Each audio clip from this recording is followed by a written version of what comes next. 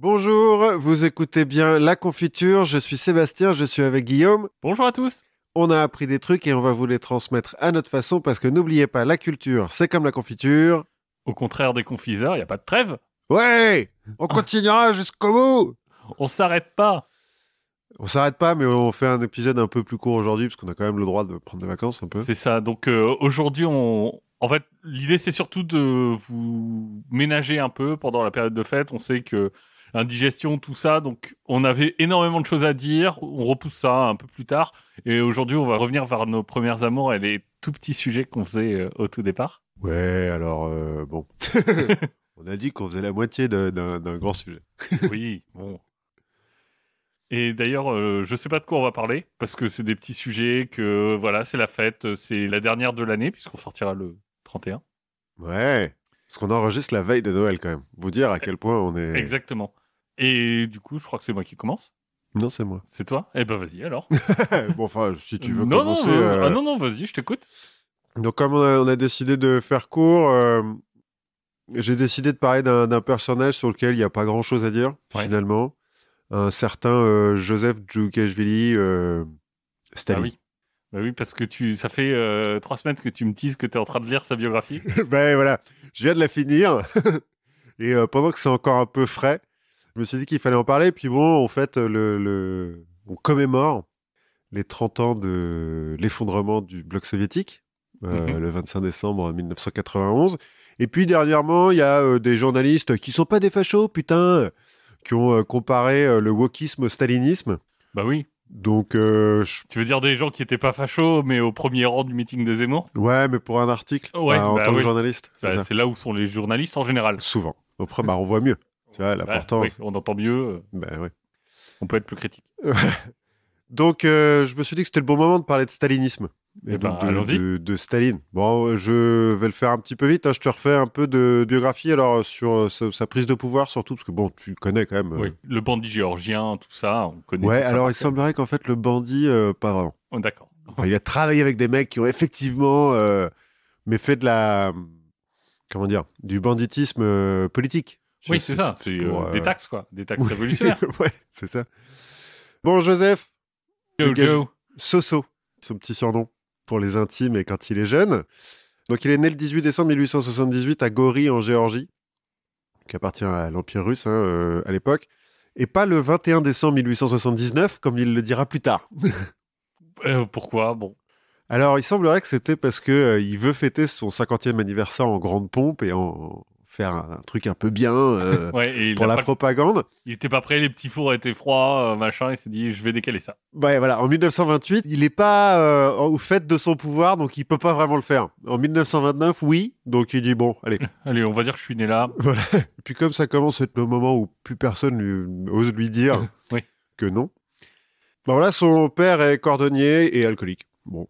Et sa mère est couturière, donc... Et alcoolique. Non, non, non, Non? non, sa mère est un peu mère juive, on va dire, parce qu'elle l'élève seule, parce que le père alcoolique va vite se barrer. En enfant unique, en fait, parce que ses frères et sœurs sont morts en bas âge. D'accord. Et donc, Cool. c'est pas la classe complètement en bas, c'est vrai Mhm. c'est pas des serfs non plus, mais elle espère quand même que son fils s'élève dans l'échelle sociale, donc elle le met à l'école pour devenir prêtre. D'accord. Mais parce que quand tu dis en mère juive, c'est de là d'où vient son amour des juifs? Ça doit être ça. Ça doit être ça. Donc il va au séminaire, où il est plutôt très bon élève en fait, jusqu'à ce qu'il découvre l'adolescence, la littérature et le marxisme. Et les filles. Et oui, peut-être un peu les filles. Alors, je me pas trop attaché aux filles. Petite tendance pédophile après. Ah bon? Ou- Bon, oui, ouais, je suis quand même. Oui, bon, 10 ans, oui, c'est pédophile. Non, 14, bon. Mais c'est quand même un peu Ouais. chaud, quoi. Ok, c'est pédophile tendance Polanski. Ouais, c'est ça, voilà. Enfin, Donc, c'est ce qui est aussi mal que pédophile autre tendance. Hein. ouais, ouais, ouais, Je veux ouais, dire, ne ouais, faites ouais, pas ouais. ça chez vous. Non, non, mais bon, c'est pas Mm. des bébés non plus, mais, Oui. mais oui, non, c'est pas bien, enfin, bon. Donc, en 1899, Soso, il quitte le séminaire et il rentre au Parti ouvrier social-démocrate de Russie, futur parti communiste. Il fait pas les choses à moitié, quoi. Bah, il n'y a pas beaucoup de choix non plus politiques. Hein. On est sous le pouvoir tsariste, qui d'ailleurs est pas hyper ouvert au marxisme et puis enfin, aux idées de manière générale. Donc il se fait assez vite arrêter, il va faire 1 an et demi de prison quand même en 1902 avant d'être exilé en Sibérie, Mais alors à l'époque, le pouvoir tsariste, il prend les mecs, il les dépose en Sibérie, puis voilà. Et puis, si vous voulez rentrer, vous rentrez, on s'en fout. Bah, en fait, il va y aller 7 fois quand même, et il va s'en échapper 6 fois. Enfin, s'en échapper, il va rentrer 6 fois. Ouais, c'est ça, en fait, c'est juste, on te dépose loin, quoi. Et t'es puni, tu reviens par tes propres moyens. Voilà. Bah, c'est le parti qui l'aide un petit peu et tout. Mais bon, donc à partir de ce moment-là, il rentre dans la clandestinité et il devient Koba. C'est un héros de roman d'aventure géorgien, Koba. D'accord. Donc c'est mon nom de code, quoi. Pendant la révolution de 1905, donc, il organise un petit peu des grèves et des trucs comme ça en Géorgie, mais bon, il fait pas grand-chose non plus. Mais juste après, il va rejoindre le courant bolchevique de Lénine, qu'il va rencontrer en 1907 en Allemagne. C'est le seul moment où il voyage un petit peu dans sa vie. Il va aller un peu en Allemagne, en Angleterre, pour les congrès du Parti communiste russe. Puis après, il arrête. En 1913, il est arrêté à nouveau, déporté en Sibérie, donc à nouveau. Mais là, il est aux confins du cercle polaire arctique. En gros, il est dans un village où il y a 40 mecs. Qui sont tous déportés. Non, il est avec un autre déporté. Et ils ont chacun un garde qui vit avec eux. Et puis, c'est tout. Il n'y a pas de barrière, il n'y a pas de truc. Bon. Et c'est à ce moment-là qu'il a une maîtresse qui a 14 ans. Alors que lui, il en a 33 quand même. Bon. Ouais. Bon. C'est chaud, quoi. Un peu plus tard aussi, il va avoir des maîtresses qui sont quand même adolescentes. Mais ça n'a pas l'air d'être non plus un énorme queutard comme Mao ou Fidel, tu vois. D'accord. Enfin, c'est pas ce qui l'intéresse le plus. Non. Bref, la révolution de février en 17 lui permet de rentrer. Parce que du coup, son gardien lui dit je vois. Camarade Ouais. Tomarich. Qu'est-ce qu'on fait? Alors, la révolution de février, c'est une révolution bourgeoise, hein, Oui. c'est pas encore les bolcheviks. Donc, il rentre quand même à Saint-Pétersbourg, il y retrouve Lénine. Il va devenir rédacteur en chef de la Pravda à ce moment-là. Il va soutenir quand même pas mal Lénine à chaque fois que Lénine dit un truc. Donc lui aussi, il va donner dans le journalisme objectif. Ouais, clairement. Clairement, ce qui va lui permettre de rentrer au politburo du parti bolchevique qui n'a pas encore pris le pouvoir. Hein. Mais qui a déjà un politburo, parce qu'au cas où, quoi. Oui, on sait jamais. Bon, en même temps, ils vont prendre le pouvoir en octobre, parce que Lénine les pousse, en fait, en disant, non, faut aller jusqu'au bout, les gars, c'est maintenant ou jamais. Donc, ils prennent le pouvoir, il devient commissaire aux nationalités au sein du Conseil des commissaires du peuple, donc ministre des minorités, quoi, puisque en soi, il est géorgien, hein, donc il est pas russe. Pendant la guerre civile, il est envoyé comme commissaire politique à Tsaritsyn, la future Stalingrad, pour remettre un peu d'ordre. Parce qu'il y a des mecs qui sont pas bien sûrs à Tsaritsyn que les bolcheviks, ce soit le bon choix. Que la lutte des classes, soit maintenant. Donc... c'est-à-dire qu'il y a les bolcheviks, mais bon, il y a encore des mencheviks, il y a encore des socialistes révolutionnaires, des anarchistes et tout. Puis bon, il y a d'autres gens aussi qui... Bolchevisme et huile d'olive. Ouais, voilà. Et lui, du coup, là, il va découvrir, en fait, la possibilité de simplement faire exécuter les gens qui... Sont pas d'accord. Vont pas dans son sens. En l'occurrence, principalement des fonctionnaires et des officiers de l'armée tsariste qui ont tourné kazakh. Un kazakh... Qui ont tourné cosaque. Non, enfin... C'est au Kazakhstan, moi, mais... Ah ouais, non. Non, enfin, qui ont retourné leur veste, quoi. Qui ont dit, oui, pourquoi pas, moi, bolchevique, très bien. Allez. Mais non, pas assez bolchevique pour Soso, et donc, hop, on les fusille. À la fin de la guerre civile, en 1922, du coup, il rentre à Moscou, rappelé par Lénine, qui a trouvé ça vachement efficace, quand même, hein, qui a trouvé que c'était bien d'avoir un mec qui réfléchit pas trop... Et qui fusille les gens, ils sont pas d'accord. Ouais, qui est prêt à faire ce qu'il faut pour que la révolution... voilà. Donc, il est rappelé à Moscou, mais il aimerait bien un poste un petit peu plus valorisant que commissaire aux nationalités. Quête Ramayad. Ouais, c'est ça. Donc, il menace de démissionner. Bon, on va pas vraiment le faire. Et d'exécuter les gens. Il menace de démissionner. Les autres lui disent, non, mais attends, on a besoin de toi quand même, Staline.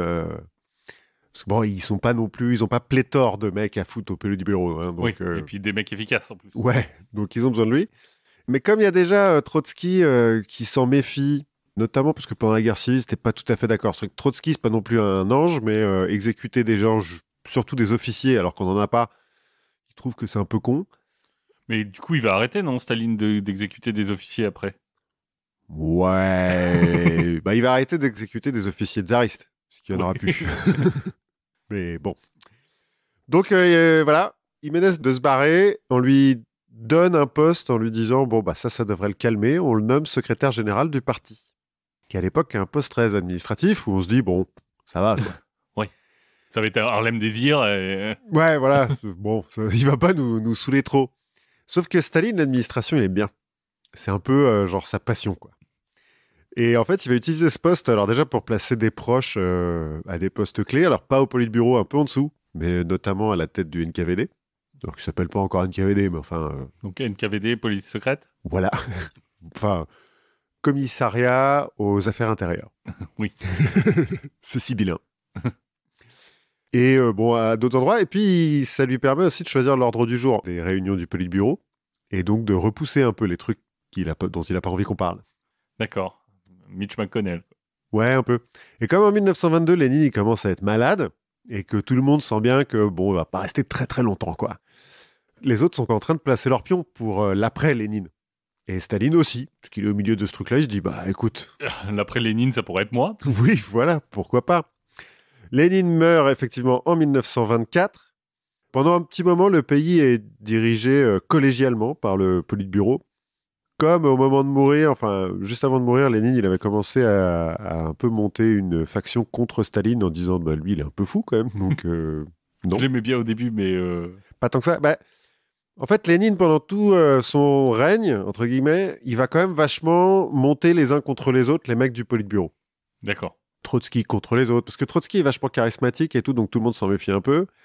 Puis dès qu'il y en a un qui prend un petit peu trop d'ampleur, Lénine, il s'arrange pour allier les autres contre lui. Enfin bon. Staline va faire exactement la même chose. Donc il va commencer par se débarrasser de Trotsky, qui va mettre dans l'opposition de gauche. Donc c'est ceux qui vont trop loin. Donc bon, bah, il finit par les expulser du Politburo. Une fois qu'il les a expulsés, il se retourne contre les mecs qui l'ont aidé. Il va les appeler l'opposition de droite. Et puis bah, il va les expulser aussi du Politburo. Et après, bah, il restera plus que lui. Voilà. Alors, il remplace quand même tous ces gens par, en fait, des bolcheviks, mais de la génération d'en dessous. Qui ont pas fait, ceux qui n'ont pas fait la révolution. Ouais, ceux qui étaient un peu jeunes pour faire la révolution, qui n'ont pas vraiment connu Lénine et qui, du coup, doivent tout à Staline. Donc, ils sont montés hyper vite. Les types, ils ont 30 ans, ils se retrouvent ministres des Affaires étrangères, ministres de l'Intérieur et tout. Et dont Khrouchtchev, hein, par exemple, Beria. Mm-hmm. Donc, il met au Politburo en disant, bon, bah voilà, maintenant, quand je dis un truc, vous êtes d'accord ? Et les autres, ils sont d'accord. Ils sont pas mal d'accord. On est d'accord jusqu'à ce qu'on ait assez de pouvoir pour te faire chier, mais ça n'arrivera. Bah, ça n'arrive pas, parce qu'en fait, ils les laissent pas. C'est-à-dire Oui. qu'au moment où ils commencent à avoir un petit peu trop de pouvoir, ils les saquent. Donc, je disais, en 1929, pour ses 50 ans, bah, en fait, il a déjà plus ou moins tous les pouvoirs. Mais pas tout à fait encore officiellement, puis il reste encore un petit peu des mecs de l'arrière-garde, quoi. En 1934, il va profiter de l'assassinat d'un membre du Politburo par un déséquilibré, un truc qui n'a rien à voir avec un assassinat politique, pour accuser tout le monde d'être des contre-révolutionnaires et organiser des purges. C'est là le moment où, il va un peu buter des officiers. Ouais, ce qui va être bien pour la guerre qui va suivre, ouais, ça va être bien. Mais c'est là aussi où tous les mecs qu'il a virés du Politburo, il les fait exécuter. C'est-à-dire qu'il les a déjà virés, hein, les mecs, ils sont plus rien, quoi. Il y en a la moitié, il les a envoyés en Sibérie.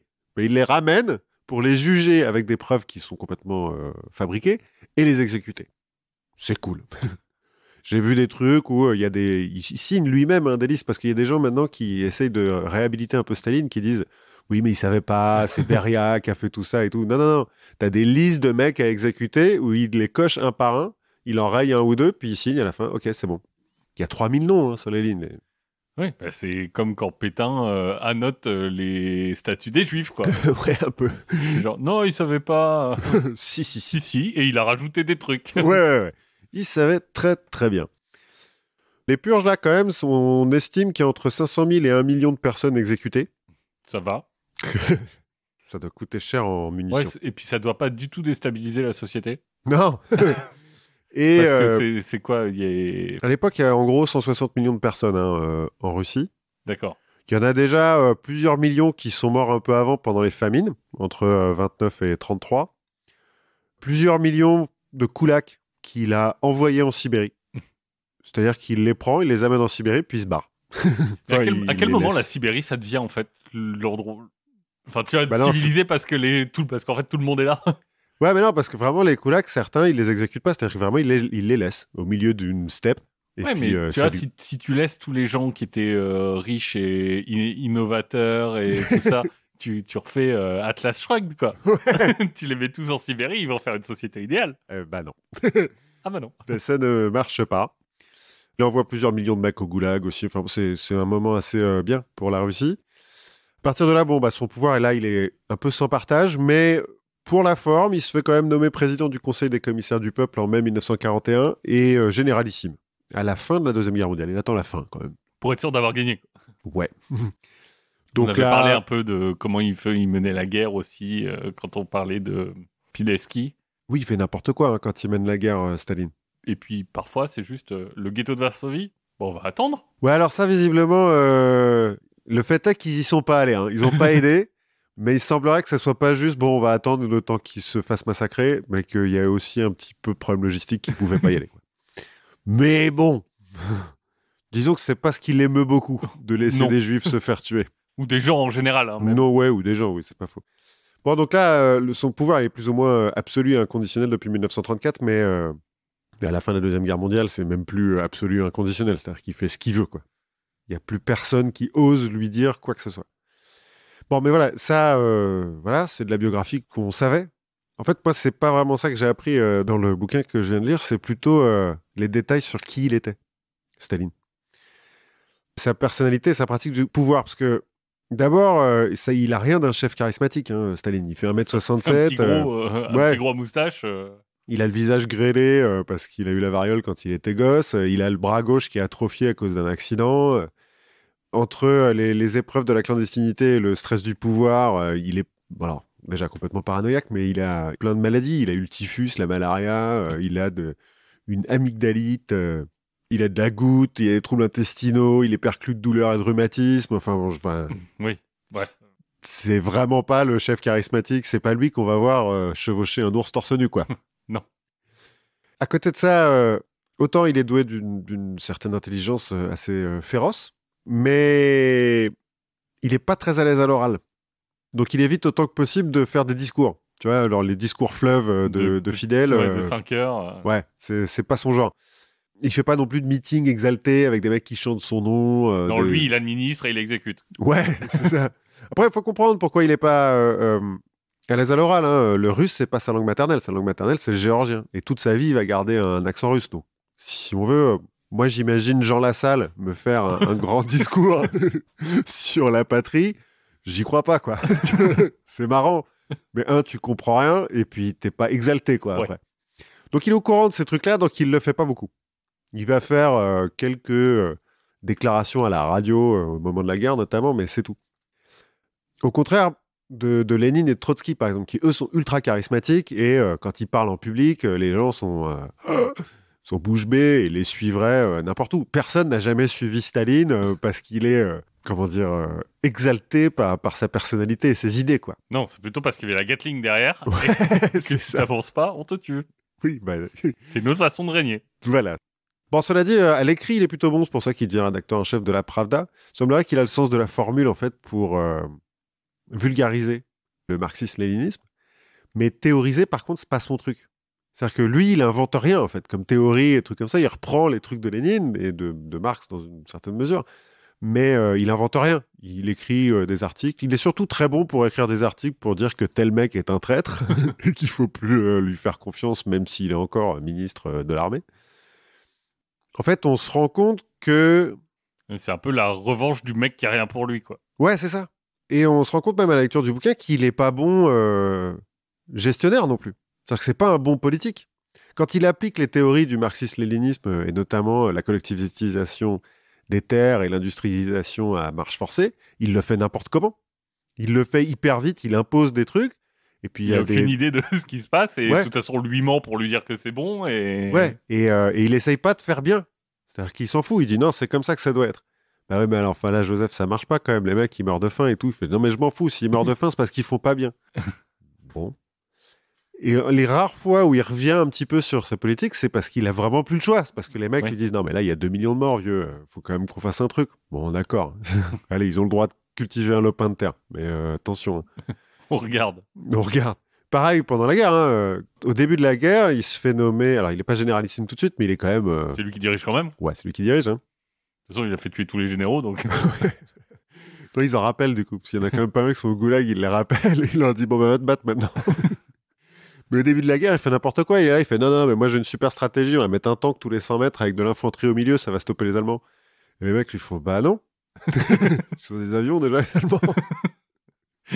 Et puis, c'est le meilleur moyen pour que, on passe au milieu, quoi. Ouais, voilà. Au début de la guerre, la Russie se fait marcher dessus. Après la guerre, il va dire non, mais on a fait exprès, c'est la technique de la terre brûlée, comme contre Napoléon, vous inquiétez pas. On aspire. Ouais, j'avais 3 coups d'avance et tout. Cadal, il fait n'importe quoi. D'ailleurs, au début de la guerre, au moment où l'Allemagne attaque, le gouvernement est à un tel point de paranoïa et a tellement peur de lui qu'ils osent plus lui dire vraiment des trucs. C'est-à-dire que même les services secrets caviardent leur rapport pour dire non, c'est bon, tout se passe bien. Tout va bien, comme tu l'avais prédit. Voilà, donc ça va. T'as fait un accord avec Hitler, tout va bien. Tout va bien. Et donc quand Hitler attaque, lui, il y croit pas. Et pendant une semaine, il est complètement hébété, et il fait rien, il sort pas de sa datcha, il prend à peine des décisions. Au bout d'un moment, les mecs sont obligés d'aller le chercher, sachant qu'ils ont peur d'y aller. Hein. Donc Allez, ils y vont en groupe, quoi. C'est toi qui vas, non? Non, ils y vont en groupe, ils y vont à 4 et tout. Molotov, Yakov, d'autres mecs. Et ils lui font, bon, Joseph, là, faut que tu fasses un truc, parce que c'est pas possible, faut que tu parles à la radio et tout. Au moins ça, quoi. Il fait, bon, allez, d'accord. Après, il prend la tête des opérations, c'est une erreur. Heureusement, en face. Oui. Il y avait un autre mec pareil. Ouais, un peu. Puis heureusement, il y a surtout l'hiver, quoi. L'hiver et des millions d'hommes qu'il est prêt à sacrifier. Ouais. Alors, ceci dit, en ratio de millions d'hommes, les Russes, ils vont en perdre beaucoup. Hein. Oui, mais c'est ça que je veux dire. C'est que lui, Staline, il a aucun remords à... Ouais. Et d'ailleurs, à dire on est 3 fois plus nombreux que les Allemands, ils peuvent nous tuer 3 fois plus de mecs, on s'en fout. Ouais, c'est ça. Et la victoire de l'armée rouge, c'est plus le nombre que de la stratégie, quoi. Qu'est-ce que j'avais entendu une formule qui disait que Hitler avait été vaincu par l'intelligence britannique, l'acier américain et le sang russe. Ouais, plus ou moins. Ouais, c'est ça, parce que les mecs, ils vont au massacre. Hein. Mais bon, il y en a plein, donc... Voilà. Ok, c'est cool. En fait, son principal talent, c'est la manipulation. T'es membre du Politburo, d'abord. C'est un gourou, quoi. Non, c'est pire que ça. C'est un joueur d'échecs. D'accord. Parce qu'il les manipule. Parce que c'est pas de la manipulation. Par le charisme et les gens sont aveuglés par ça. Non, ils en ont peur. Ils savent très bien qu'ils les manipulent, mais ils n'arrivent pas à voir comment. Quoi. Ouais. Et puis, il arrête pas de souffler le chaud et froid sur les mecs qui lui disent non, mais on est avec toi, Staline. Et là, il fait ouais, ok, t'es un bon mec. Le lendemain, il lui dit non, c'est nul ce que t'as fait. Le surlendemain, non, t'es un bon mec. Donc les types, ils savent plus sur quel pied danser. Quand il est au moment de la direction collégiale, en fait, il arrête pas de trahir les uns et les autres. À chaque fois qu'il parle avec un mec, il lui dit quelque chose de différent. Et puis, il est hyper bon pour manipuler son peuple. C'est-à-dire que la propagande fait de Staline le mec qui se trompe jamais, le généralissime. Il est vachement photoshopé et tout. Il est vachement beau sur les affiches de propagande, alors que bon. Mais il apparaît jamais en public, ou presque. Sur les 15 dernières années de son règne, il rencontre des vrais Russes 2 fois. Et les mecs ont tellement peur qu'ils sont exécutés. Non, mais ils ont tellement peur qu'ils osent rien dire. Puis lui, il plaisante et tout. Il fait non, mais c'est bon et tout. Vous pouvez me dire tout ce que vous voulez, machin. Puis eux, ils sont là. Non. Si, tout va bien. Tout va peut-être un peu trop bien. Je sais. Vous voulez mon dessert. Sa propagande, elle est tellement massive, elle travestit tellement la réalité que toutes les comparaisons qu'on fait maintenant avec 1984, en fait, c'est non. 1984, c'est purement basé sur Staline. C'est la paix, c'est la guerre. C'est vraiment ce qu'il dit, tu vois. Il utilise des trucs comme ça.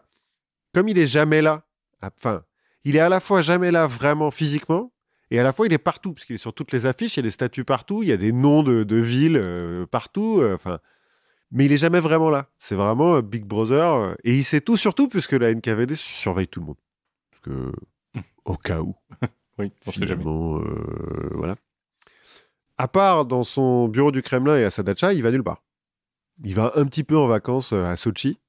D'accord. Mais c'est tout. Et il travaille comme un bourrin. C'est-à-dire qu'il travaille 15 heures par jour. Il s'attend à ce que tout le monde travaille 15 heures par jour. Et même quand il est en vacances, il continue à travailler. Et pour manipuler son peuple, en fait, il va chercher des ennemis tout le temps. Alors au début, c'est les bourgeois. Ensuite, c'est les contre-révolutionnaires. Ensuite, c'est les anarchistes, les koulaks, les occidentaux, la 5e colonne, les juifs après la 2e guerre mondiale. Il y a toujours un ennemi de l'intérieur qu'il faut dénoncer et exécuter. Bon, ça marche bien. Parce qu'en fait, son vrai programme politique, enfin sa vraie idée politique, je le cite, c'est la mort. Parce que la mort résout tous les problèmes. Plus Ah, bah d'hommes, oui. plus de problèmes. Et c'est vraiment comme ça qu'il marche tout le temps. C'est-à-dire que potentiellement, il peut y avoir une révolte des koulaks, bah, on les bute tous. Comme ça, il n'y a plus de révolte. Il n'y a plus de problème. Les anarchistes sont pas d'accord, bah, on les bute tous. Comme ça, il n'y a plus de problème. Comme ça, t'as pas écouté les gens. Bah non. Et puis de toute façon, au bout d'un moment, les gens ont tellement peur qu'ils lui disent ce qu'il a envie d'entendre, et puis c'est tout, quoi. Bon, cela dit, par rapport à certains, je l'ai dit, c'est pas un coureur de jupons comme Mao est fidèle. Il amasse pas de fortune. Son bureau, il est ultra spartiate. Il a plusieurs dachas, mais elles sont bas. Enfin, il n'y a pas de trucs riches dedans. Bon, il meurt jamais de faim. Hein. Il mange toujours à sa faim. Il boit, il fume. Mais c'est tout. Il est toujours habillé en uniforme. Ses uniformes, quand ils sont abîmés, il les fait repriser. Enfin, il n'utilise pas son pouvoir pour la richesse. Il n'utilise pas vraiment son pouvoir pour sa famille, parce que bon, il y a une de ses femmes qui meurt, la deuxième qui se suicide. Il y a un de ses fils qui meurt dans un camp allemand. Enfin, voilà. On savait que c'était un de ses fils. Ouais. On a dit, on a ton fils, bah tuez-le. Ouais, plus ou moins, il dit, bah non, bah, il s'est engagé dans l'armée, donc c'était un vrai soldat. Voilà, la mort résout tout. La mort résout tout, plus d'hommes, plus de problèmes. Enfin, tu vois, ses seuls hobbies, c'est le cinéma et le jardinage. Donc, il force ses collaborateurs à regarder des films et à jardiner avec lui. Mais c'est tout. En fait, mon sentiment, c'est que c'est un psychopathe qui s'est retrouvé en position de prendre le pouvoir et qui, du coup, l'a pris parce qu'il pouvait le faire, mais qu'à la base, il voulait pas vraiment être chef. Et qu'il a utilisé ce pouvoir pour transformer la réalité pour qu'elle s'aligne avec ses psychoses. D'accord. Oui, il est pas mu par un idéal. Non, il n'a pas vraiment d'idéal. D'ailleurs, il devient vachement réactionnaire avec le temps. La société russe devient assez conservatrice, en fait. Communiste, mais conservatrice sur les sujets moraux, sociétaux. Mais il n'a pas l'ambition du pouvoir. Pride, quoi. Non, clairement pas. Alors qu'au moment de la Révolution, au contraire, si. Au moment de la Révolution d'octobre, les mecs sont là, bah vous êtes gay, pas de problème. De toute façon, la religion, c'est l'opium du peuple et tout. Staline, bon, bah, il aime bien l'opium, quoi. 2 anecdotes pour finir, hein, et qui illustrent assez bien son caractère, je trouve. Pendant la Deuxième Guerre mondiale, il se méfie de tout le monde, et notamment de ses médecins. Non, ça c'est après, ça, les médecins juifs. Pendant la Deuxième Guerre mondiale, il se méfie des minorités ethniques qui ont été sous le joug allemand pendant un moment, notamment les Tchétchènes. Il va en déporter 500 000 en 6 jours. C'est un record. Ça n'a jamais été fait aussi vite. Au début de la guerre, quand il va reprendre l'ouest de l'Ukraine et la Biélorussie qui appartiennent à la Pologne, bon, c'est dans l'arrangement avec Hitler, il se méfie aussi. Il se dit, ouais, mais eux, ils n'ont pas été... Enfin, ils ont été dans une démocratie, plus ou moins, enfin, dans un régime non soviétique pendant longtemps. Ça se trouve, ils vont pas bien aller. Bah, il fait exécuter 22 000 personnes, tous membres de l'élite. Comme ça, bah voilà, plus d'hommes, plus de problèmes. Bah, en Pologne aussi. Ouais, c'est ça. À Katyn. Ouais, après, il va en exécuter d'autres, mais là, c'est vraiment... c'est que c'est pas encore la guerre. Pendant la guerre, effectivement, à Katyn, il va exécuter des officiers, notamment. Et après, il dit que c'est les nazis. Oui, bon. Là, c'est juste... c'est ceux qui pourraient se révolter contre le pouvoir soviétique. Bah, on va tous les exécuter, comme ça, il n'y a plus de problème. Il n'y a plus de bourgeois, il ne peut pas y avoir de contre-révolution. Ouais. Effectivement. Une façon de voir les choses. Voilà. Ne faites pas ça chez vous. Non. Dernière anecdote. Son deuxième fils, Vassili, ce qu'on peut appeler un petit con, hein, qui est complètement pourri par le pouvoir de son père, en fait. Enfin, le pouvoir que lui donne le fait d'être le fils de son père. Et quand il est à l'école, bah, il fait n'importe quoi, quoi. Et il y a un de ses professeurs qui écrit à Staline en lui disant « Oui, c'est inadmissible, votre fils et tout, comportement, tout ça, conseil de discipline, quoi. » Staline répond au professeur dans une lettre qui fait signer par le Politburo, vous avez raison, vous avez le droit d'être plus sévère avec mon fils, d'ailleurs je vais moi-même le corriger dès qu'il rentrera pour les vacances, il faut qu'il rentre dans le droit chemin. Quelques jours plus tard, la direction de l'école et le professeur, goulag. Voilà. Il aura une équipe de foot, son fils. Oui, à un moment donné, il va faire vraiment n'importe quoi, hein, sauf s'il va mourir d'alcoolisme à 40 ans. Il a l'équipe de l'armée de l'air, je crois. Oui, parce qu'il devient général de l'armée de l'air. Alors que, bon, on n'arrête pas d'envoyer des rapports, l'armée de l'air n'arrête pas d'envoyer des rapports à Staline en lui disant, votre fils pose problème. Hein. Staline, il fait, oui, je vous entends, on va le mettre ailleurs. Hop, il le fait monter dans le truc. Donc voilà, le stalinisme, c'est quand même un totalitarisme poussé à son paroxysme. Hein. Oui, mais pas vraiment un wokisme, j'ai l'impression. Non, voilà, c'est là où je voulais en venir. C'est que c'est quand même un peu loin du wokisme. Mais je m'attendais pas à ce que ça soit aussi violent et aussi total, en fait. Mais sans pitié, enfin, inhumain. Ouais, et puis il est... comme il travaille tout le temps, parce qu'il est un peu autiste, il s'occupe de tout, quoi. Bon, plein de trucs dont il connaît rien, mais il s'occupe de tout quand même. C'est peut-être ça le problème. Oui, sûrement. Enfin voilà, bref, j'ai passé 3 semaines à lire, c'était bien comme lecture. Bah écoute, je me suis dit, comme on repart vers les sujets un peu plus courts, je vais revenir vers un sujet que tu avais déjà effleuré courtement et dont j'ai repris une partie de tes infos pour la réponse D. Donc la réponse D, le fabuleux podcast de culture quotidien du label Podcut qui est en cours de saison 2. La saison 2 est en cours d'écriture, enfin non, de diffusion. Pas du tout d'écriture, on est tout à fait au point. Et donc je vais te parler du jeu chiant par excellence, hein, qui est, je pense, comme notre épisode sortira le 31, un petit Déjà conseil... sur le bon coin. Ouais, mais un petit conseil pour votre soirée du Nouvel An. Ouais, je veux pas à ça. C'est peut-être pas la bonne solution. Bref, on va parler du Monopoly. Oui. Donc, je vais rappeler brièvement pour ceux qui s'en souviennent plus, mais vous pouvez aller voir tous les épisodes dont je viens de parler pour avoir les détails. Le jeu a été créé en 1903 pour montrer, donc je cite, la nature antisociale du monopole du sol par Elisabeth Maggie, qui se fait voler le jeu, qui arrivera en 1935 chez les frères Parker. Bref, le jeu est fait pour être chiant, puisque son but c'est de montrer que le monopole c'est de la merde. Voilà. Même si il est toujours aussi chiant quand on le repeint aux couleurs de Star Wars, de Marvel, de Metallica ou d'une marque de raisin sec. Ah ouais Oui, j'ai trouvé ça. Bon, il y en a plein, hein, des Monopoly. Voilà, mais donc il y a une marque de raisin sec qui a son Monopoly. Écoute. C'est fou quand même qu'un jeu aussi peu équilibré, chiant et frustrant soit aussi populaire. Oui. Parce que je connais personne qui n'ait jamais joué au Monopoly. En fait, je pense que c'est un marqueur. Un marqueur de société, comme des trucs de bouffe qui sont pas très bons mais que tout le monde mange. Ouais, c'est pas faux. Tu vois, comme le poisson pané, quoi. Je veux dire, en soi, ça n'a aucun intérêt. C'est vrai. C'est un peu la 33 export de la bière, quoi. Ouais, c'est ça. C'est de la bière, mais en fait, c'est pas bon. C'est pas bon, ça n'a pas d'intérêt, mais tout le monde, tu dois l'avoir, quoi. Oui. Bon, jusque-là, pas grand-chose de neuf à te raconter, hein, mais figure-toi que j'ai retrouvé des traces du Monopoly dans une discipline qui m'intrigue toujours un peu, qui est celle de la psychologie expérimentale. En bref, on va utiliser le jeu du Monopoly pour en savoir un peu plus sur le fonctionnement de notre esprit. Et ça tombe bien, comme on fait de la science sérieuse, on n'est pas là pour s'amuser, aucun risque avec le Monopoly. C'est vrai. Une des premières choses qu'on va pouvoir faire avec le Monopoly, un de ses principaux avantages, c'est qu'on va pouvoir utiliser le Monopoly pour modifier le statut social perçu, le statut social subjectif. Donc comment tu te perçois, toi, au sein de la hiérarchie de la société. Donc le modifier pour, en gros, ça veut faire des gens des winners ou des losers. Mm-hmm. C'est ce que fait un chercheur qui s'appelle Paul Piff à l'université de Berkeley. Il va faire une expérience où il va faire s'affronter 2 participants. Au début de la partie, on tire au sort. Celui qui gagne le tirage au sort, il va être un tout petit peu avantagé, c'est-à-dire qu'on va lui donner 2 fois plus d'argent au départ. Quand il passe par la case départ, il gagne 2 fois plus d'argent, et au lieu de lancer un dé, il lance 2 dés, donc il va beaucoup plus vite. Ouais. Bon, on le dit pas explicitement, mais les joueurs le voient. Oui. Puis ils ont déjà joué, puisque tout le monde a joué au Monopoly, donc ils connaissent la règle, quoi. Donc ils s'en rendent compte. Donc ils sont à peu près conscients qu'il y a un truc bizarre. Et très vite, en fait, quand tu fais ça, tu vois les comportements qui changent dans la partie.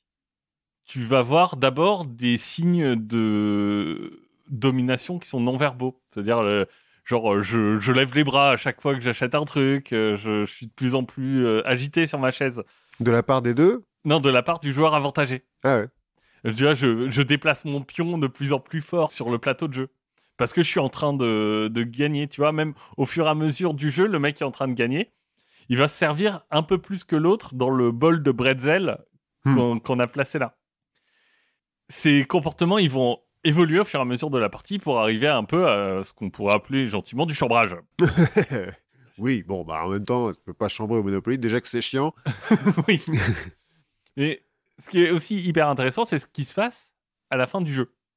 Parce que quand on leur demande comment ils ont fait pour gagner la partie, bah, les joueurs, ils vont parler de leur stratégie, de quelles propriétés ils ont acheté avant, de comment ils se sont débrouillés pour tomber sur les bonnes cases. Voilà. Mais en fait, ils parlent pas du pile ou face du départ. Surtout que la stratégie au Monopoly, c'est quand même vachement dépendant du dé, quoi. C'est ça. C'est ça. Mais du coup, en fait, ils oublient le fait que, bah, oui, c'est normal qu'ils aient gagné. Et c'est toujours le mec avantagé qui gagne. Oui. Sérieux? Oui. Comme quoi, c'est bien fait, le Monopoly. Voilà. Quand tu pars avec un avantage, bah, à la fin, tu gagnes et tu dis, bah, c'est parce que j'ai été J'ai plus. été bon, quoi, ouais. C'est même pas de la chance, c'est parce que j'ai été plus doué que les autres. Ouais, parce que je suis fort au Monopoly, quoi.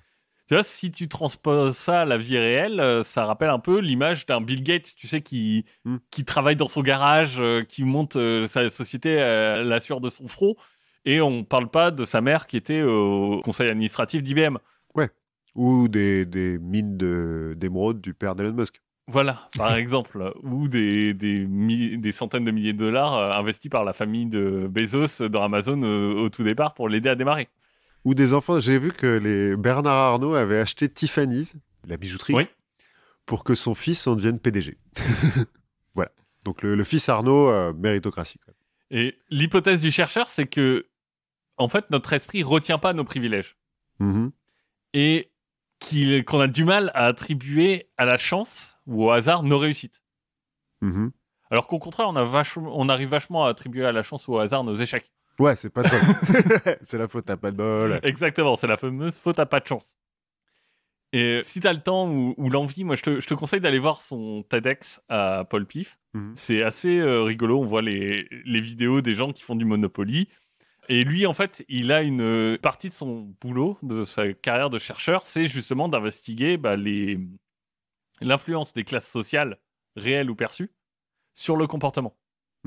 Il va notamment regarder dans une situation réelle si le prix d'une voiture a une influence sur le fait que son conducteur va s'arrêter pour laisser passer un piéton. Il y a des gens sur Twitter qui ont une théorie là-dessus à propos des Audi. Bah alors, spoiler, les voitures les plus chères s'arrêtent le moins. Ouais, bah, c'est ça.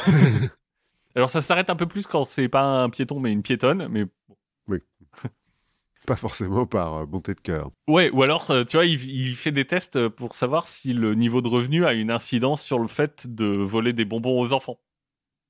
Alors, bon, ok, j'exagère un petit peu, mais pas de très loin. En fait, ce qu'il fait, c'est que il va dire aux gens, il va leur poser des questions, notamment sur leur niveau de revenu et tout ça, et il va leur dire, tiens, si vous voulez, il y a un bol de bonbons, servez-vous comme vous voulez, et puis à la fin, de toute façon, on donnera ce qui reste aux enfants qui sont en train de passer des tests à côté. Et donc, là encore, les gens qui gagnent le plus prennent le plus de bonbons. Je me disais que la conclusion de cette expérience ferait plaisir au vil gauchiste qui est en toi.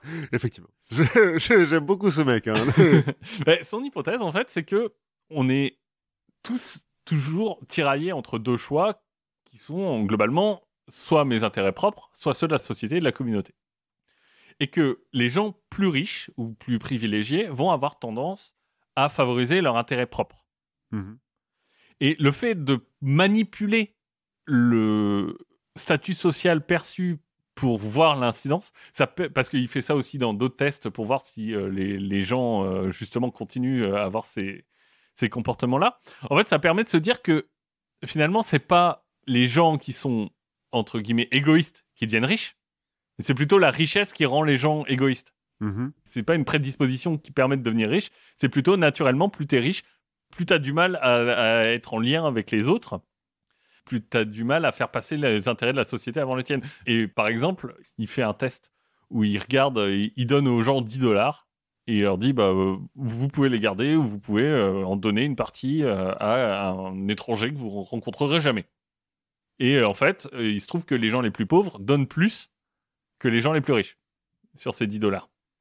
Sauf que si tu montres avant à tout le monde une vidéo qui montre, je crois que c'est de la pauvreté sur l'enfance, la pauvreté de l'enfance, des enfants qui n'ont pas à manger, là tout le monde donne pareil.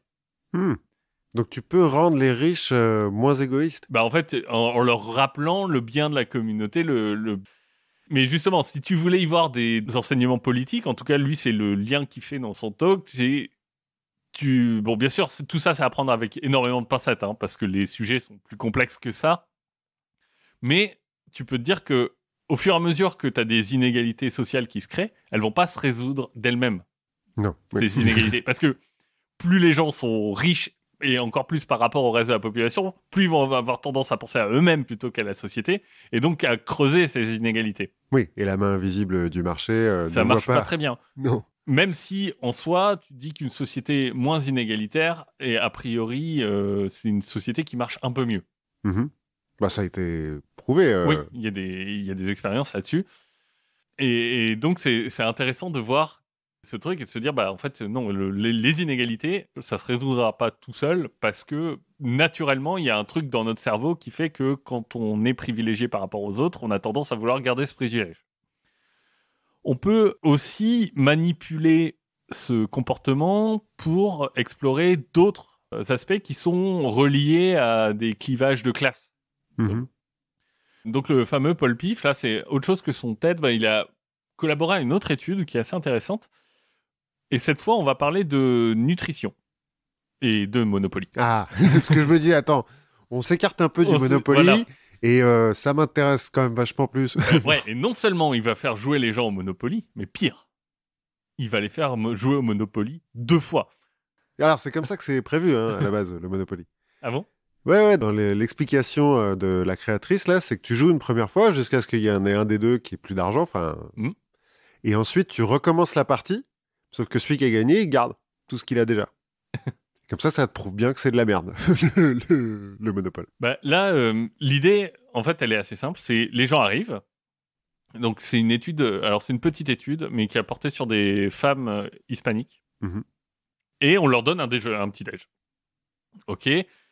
Et après, on va faire pareil. On va leur faire un jeté de pièces et un pile ou face. Et puis, on va se dire, bon, toi, t'es riche, toi, t'es pauvre. Enfin, toi, tu vas gagner, toi, tu vas perdre. À la fin de la partie, on va leur poser quelques questions sur comment ils se sentent et tout ça. On va prendre leur pouls et ensuite on les laisse aller au buffet. Donc elles devaient déjà manger avant ou... Ouais. Elles ont mangé toute la même chose avant et puis après elles vont au buffet et après on recommence le même protocole, mais sauf que là on inverse. Si t'étais loser sur la première fois, là on va te donner un statut de winner. Qu'est-ce que ça donne ? Eh ben, sur cette communauté, on va se rendre compte qu'après avoir perdu, et on pourrait un peu s'en douter, les participants se sentent moins fiers et moins puissants.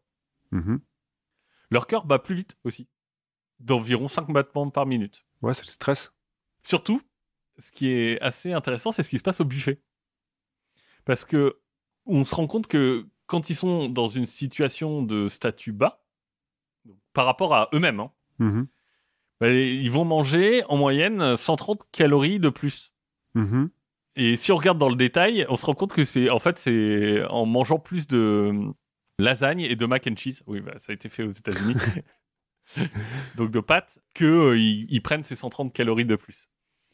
Ça pourrait nous aider quelque part aussi à comprendre les tenants et les aboutissants de l'obésité dans des catégories socio-professionnelles qui sont pensées plutôt défavorisées, où l'obésité est plus importante. Où tu te dis intuitivement, t'as moins d'argent, pourquoi tu manges plus ? Ouais, mais c'est que Enfin, moi, ce que j'ai toujours entendu, c'est que tu mangeais de moins bonne qualité. Oui, mais là, en fait, ce que tu vois, c'est que en te projetant dans ce statut-là, par la manipulation du Monopoly, et alors que tu as d'autres choses qui sont à ta disposition au buffet, tu vas quand même aller chercher les choses de moins bonne qualité. Et que c'est pas forcément une question de disponibilité, et du fait que manger mieux, ça coûte plus cher, parce qu'en l'occurrence, là... Oui, c'est gratuit, les deux. Là, tout est gratuit, mais on va aller voir... parce que le gras, ça rassure, quoi. Le gras très saturé, ça rassure. Il y a peut-être quelque chose là-dessus. Je sais pas plus et c'est dur de... Mais en tout cas, c'est intéressant de voir que tu manges des lasagnes quand tu perds. Mais je crois qu'il y a une réponse physiologique au gras qui est un peu du circuit de la récompense, quoi. Aussi, mais au sucre aussi. Et les gens mangent pas beaucoup plus de sucre, en l'occurrence. Ouais, les pâtes, c'est des sucres lents, mais... Enfin, tu vois, la nourriture riche, quoi, de manière générale, il y a... si on va un peu plus loin, les chercheurs ont aussi testé pour voir si, dans les mêmes conditions de jeu, il y avait une activité un effet sur l'activité physique des joueurs. Donc, au lieu d'un buffet, là, on leur met un accéléromètre aux gens, et puis après, on va mesurer leur activité. Il se trouve que dans ce cas-là, le statut social modifié ne joue pas. Mais le statut social de départ, de comment les gens se perçoivent avant d'avoir joué, ça, lui, va jouer dans le sens où les gens qui se perçoivent ordinairement comme plus bas dans la société ont 20 minutes de moins d'activité modérée à vigoureuse dans la journée. Et là, pour le coup, la manipulation change rien. Mmh. Si tu cherches dans la littérature, tu vas pouvoir trouver d'autres études sur le Monopoly, un peu moins drôles, notamment sur le fait que c'est ce qu'on appelle un produit coutumier, son prix est coutumier. C'est-à-dire que c'est un Monopoly, c'est 20 euros. Enfin, ça fait partie des... Ah, c'est comme la baguette de pain. Ouais, voilà, c'est un truc dont le prix varie très peu, en fait. On trouve aussi une étude dans le magazine Chance, qui est un magazine de théorie des jeux. Ah, j'ai cru que c'était genre un magazine de la carte chance. Non, dans la carte Chance, tu peux voir un truc sur des gens qui vérifient les stratégies à adopter. Globalement, acheter les oranges et les infrastructures. C'est la stratégie gagnante ? C'est ça. Ok. Je t'avoue que j'ai pas beaucoup poussé parce que, en fait, comme le jeu me fait chier... Puis tu as acheté les oranges et les infrastructures. Ok, mais encore faut-il tomber dessus, quoi. Donc... Oui. Mais apparemment, statistiquement, tu tombes plus dessus. Ouais, c'est possible, ouais. Déjà, les infrastructures, t'en as 4 au lieu de 3. Et bon. Oui, mais ça devient intéressant si t'as les 4, quoi. Finalement, je suis tombé sur un article qui m'a mis sur une piste assez inattendue. Est-ce que tu savais qu'en 1983, le Monopoly avait perdu son monopole ? Ah, le brevet est tombé ? Non, c'est la Cour suprême qui a rendu un arrêt qui va confirmer ça en disant que Monopoly, c'était devenu plus qu'une marque. C'était devenu une sorte de type iconique de jeu de société. Et que donc tu pouvais pas restreindre son utilisation. En l'occurrence, c'est un cas sur une boîte qui avait sorti un anti-Monopoly, qui est un jeu dans lequel tu dois casser des trusts. Tu dois justement briser des monopoles, et les gens disent attendez, Monopoly, c'est nous. Et la Cour suprême a dit non. Malheureusement, Monopoly, c'est plus vous. Monopoly, c'est devenu un peu comme Frigidaire ou comme Sopalin. Ouais, c'est devenu tout, quoi. Voilà, ce qui est à la base une marque, mais aujourd'hui, c'est devenu un type de jeu, quoi. Et ça a été sanctionné, donc je suis tombé sur un article que je n'ai pas lu en entier, de revue déjà parce qu'il fallait payer 30 € pour avoir accès à l'article de Law Review de la Cour suprême américaine de l'arrêt de 1983. Je me suis dit, bon. Oui, on va faire confiance au résumé au début. C'est ça, mais je t'avoue que ça m'a toujours pas donné envie d'y jouer. Non, et quand tu m'as dit que tu allais refaire un truc sur le Monopoly, je me suis souvenu qu'étant gosse, j'ai joué à des dérivés du Monopoly qui sont alors un peu plus chiadés. Genre, il y en avait un qui s'appelait Hôtel. Ouais. Construisait des hôtels et tout, mais c'est exactement pareil, sauf que tu as les vrais hôtels. Oui. Mais sinon, c'est exactement le même principe. Et il y avait un truc avec les ressources naturelles aussi. Hôtel avec l'hôtel Boomerang. Ouais, et des clichés racistes sur tous les genre l'hôtel Waikiki et l'hôtel Fujiwara ou je sais plus quoi. Et j'en avais un autre sur les ressources naturelles où en gros tu allais dans des pays et tu pouvais acheter le pétrole, l'or, l'ivoire, des trucs comme ça. Qui d'ailleurs est très daté parce que c'est dans ce machin-là tu payes en écus. Il y a une petite fenêtre. Hein, petite quand même, fenêtre. Ça doit être collector. Et la Russie, c'est la Fédération de Russie, mais genre le petit truc qu'il y a eu entre... La CEI, la Communauté des États indépendants. Voilà, la CEI. Mais sinon, c'est exactement le même principe et c'était tout aussi chiant. Et je comprends pas comment on fait des dérivés de ce machin-là alors que... Alors, j'ai vu qu'il y en avait un qui avait été interdit, le Gay Monopoly. Pourquoi ça a été interdit ? Parce que je pense que c'est un Monopoly non officiel, mais qui reprend exactement le même principe, je veux dire, à la lettre. Sauf que... Alors, j'ai pas vu les cases, j'ai vu juste le plateau de jeu avec des gens au cuir. Cuir, casquette, moustache, quoi. En même temps, pourquoi pas, quoi. Je sais pas ce qu'on achète, écoute. Des tubs. Je ne sais pas. Mais bon, du coup, j'ai appris des trucs. Mais t'as toujours pas envie de jouer au Monopoly. Mais j'ai toujours pas envie de jouer au Monopoly. En revanche, j'ai toujours envie d'écouter des podcasts. J'écoute toujours des podcasts du label Podcut. Et si vous voulez faire pareil, n'hésitez pas à soutenir le Patreon. Et puis, on se retrouve pour des nouvelles aventures en 2022. L'année prochaine. Waouh. Ouais. Eh ben oui. À la prochaine fois. À la prochaine.